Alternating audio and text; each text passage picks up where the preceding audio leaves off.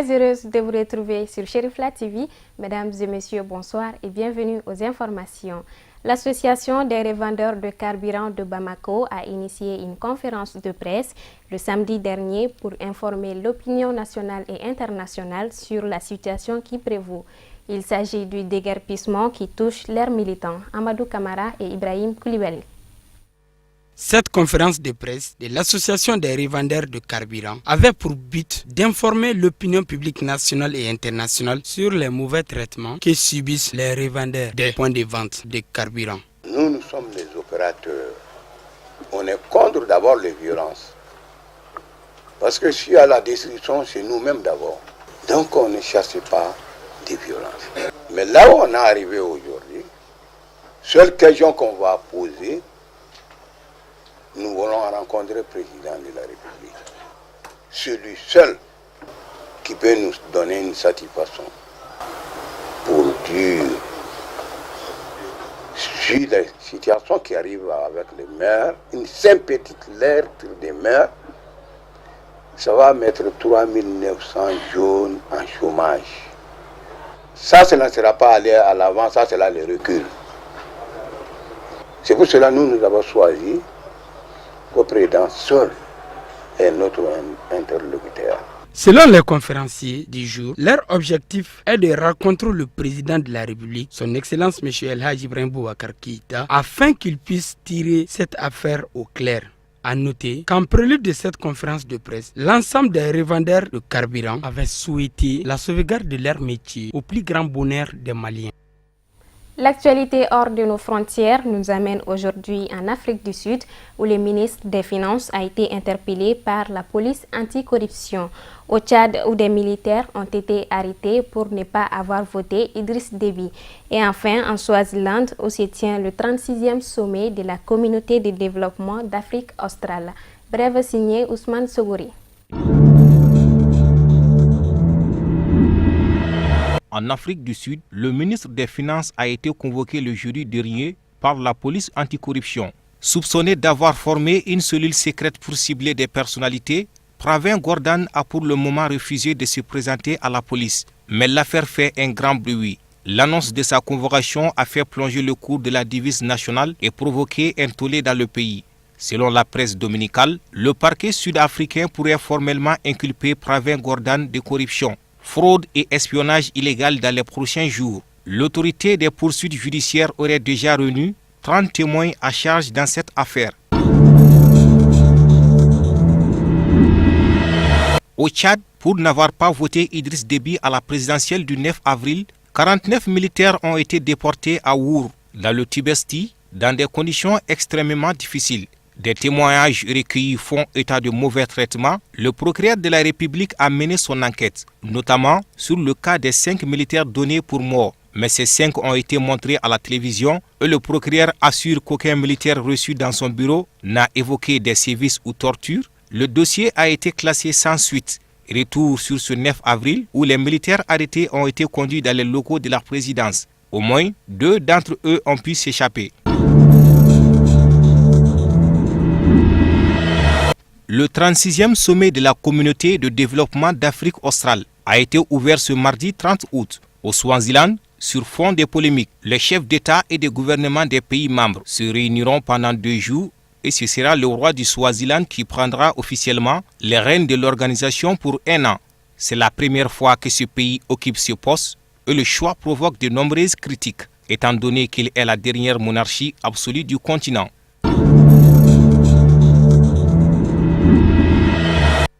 Le ministère des Sports a abrité le lundi 29 août une cérémonie de remise d'équipements à la Fédération malienne d'handisport par le CICR. Youssouf Koulibaly et Seydou Niari. Pour une bonne participation des athlètes maliens aux Jeux paralympiques Rio 2016, le comité international de la Croix-Rouge CICR a fait un don de 10 tricycles de course et 10 vélos de basket à la Fédération malienne d'handisport. Ce geste de la part du CICR vise à mieux soutenir les personnes atteintes d'handicap dans les milieux sportifs. La promotion des activités des personnes handicapées nous tient donc particulièrement au cœur, car ces personnes ont besoin de vivre une vie aussi normale que possible. Ainsi, depuis 2015, le CICR s'est engagé pour soutenir la Fédération nationale du sport pour personnes handicapées. Dans le cadre de ce partenariat, quelques activités ont été réalisées et d'autres ont bu.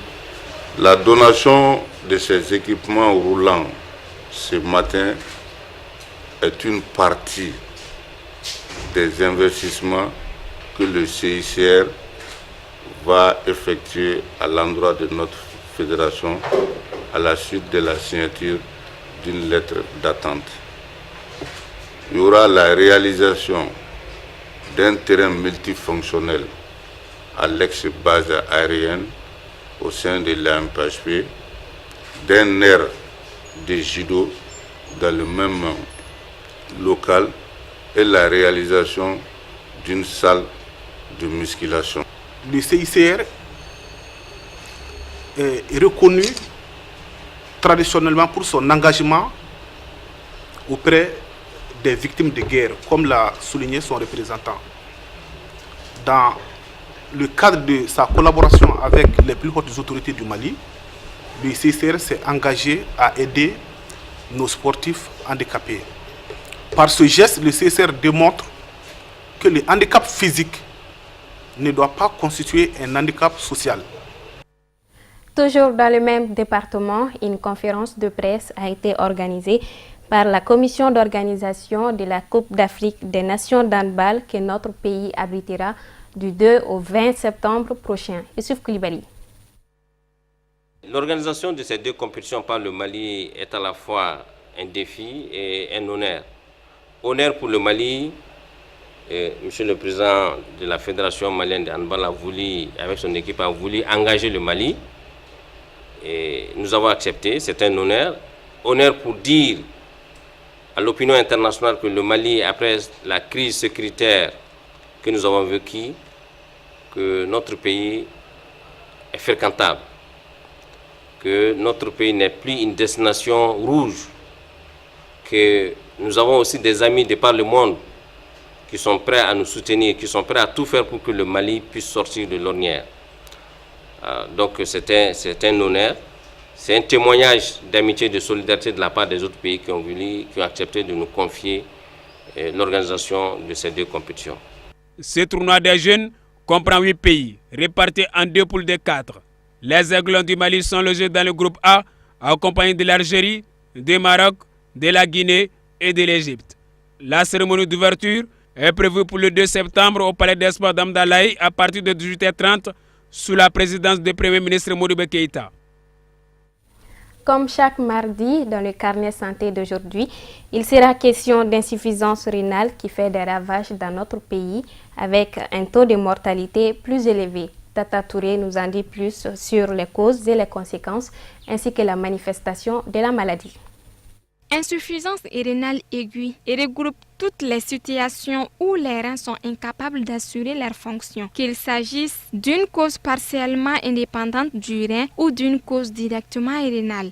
Alors, c'est quoi l'insuffisance rénale aiguë et c'est quoi l'insuffisance rénale chronique?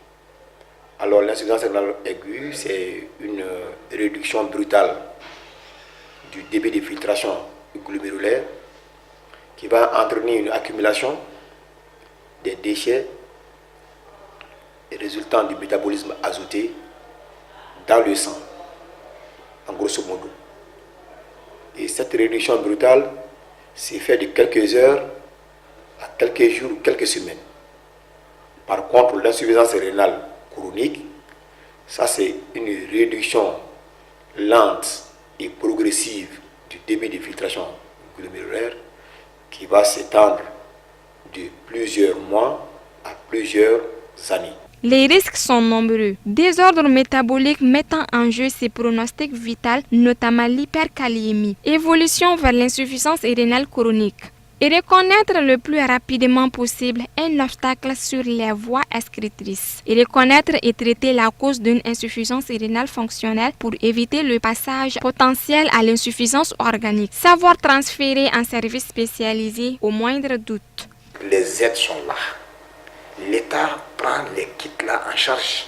Quelque chose qui coûte 125 000 francs, l'État est en train de donner ça à 2500 francs CFA au prix unitaire de la dialyse. c'est vrai. Mais j'ai dit encore, on peut fournir des efforts. Parce que la dialyse est concentrée à Bamako.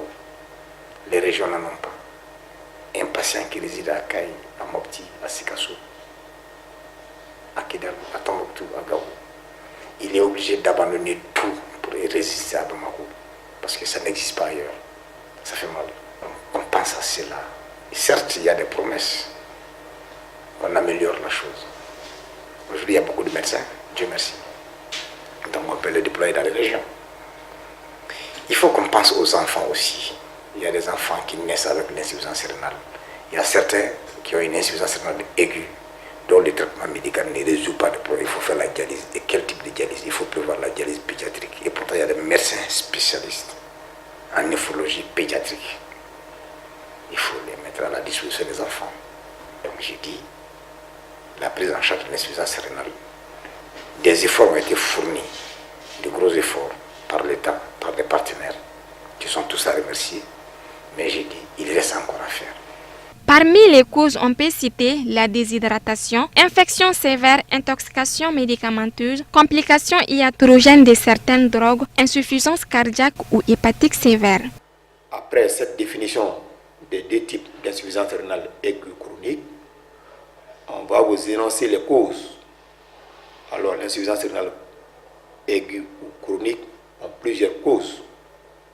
La première cause dans le monde aujourd'hui, c'est le diabète. Le diabète, dans ses complications, peut toucher le rein. Tout comme le diabète peut toucher le cœur, le cerveau, les yeux et les membres inférieurs, autrement dit les pieds. Donc, il ne faut pas que les gens oublient que le diabète aussi peut s'attaquer au rein et provoquer cette maladie rénale. Une autre cause, c'est l'hypertension artérielle. L'hypertension artérielle aussi peut entraîner une destruction du rein, une atteinte du rein. Alors, d'autres causes, comme les infections urinaires ou les parasitoses comme la bilharziose, contexte africain et malien. Donc la bilharziose peut entraîner une atteinte du rein. Ensuite, les infections microbiennes comme les gonococci peuvent aussi entraîner une atteinte du rein. Donc, ensuite, il y a aussi d'autres qui naissent avec la maladie comme des malformations du rein. Ça, c'est les formes congénitales. Il y a des enfants qui peuvent naître avec une maladie rénale qui peut évoluer. Ensuite, il y a aussi les causes toxiques. La toxicomanie, la cigarette, et bien, les produits industriels comme l'arsenic, il y a aussi le plomb. Tout ça, c'est des médicaments, c'est des produits industriels comme l'iode qui peuvent entraîner souvent une atteinte du rein. Alors, il y a aussi certaines plantes. On connaît les plantes, par exemple, chinoises qui venaient au Maghreb pour que les femmes puissent maigrir. Il y a même des thés Lipton qu'on donne aux femmes pour maigrir. Les gens doivent se méfier souvent que ces thés Lipton, bien ces herbes chinoises peuvent entraîner souvent une atteinte du rein. Ensuite, autre cause d'atteinte du rein, comme on a dit, c'est le plomb qui se trouve dans l'essence. Donc ça aussi, souvent, cette pollution aussi peut entraîner une atteinte du rein si la personne est massivement exposée à ces produits toxiques industriels. Donc voilà, entre autres, des causes d'atteinte du rein. On ne peut pas les citer tous.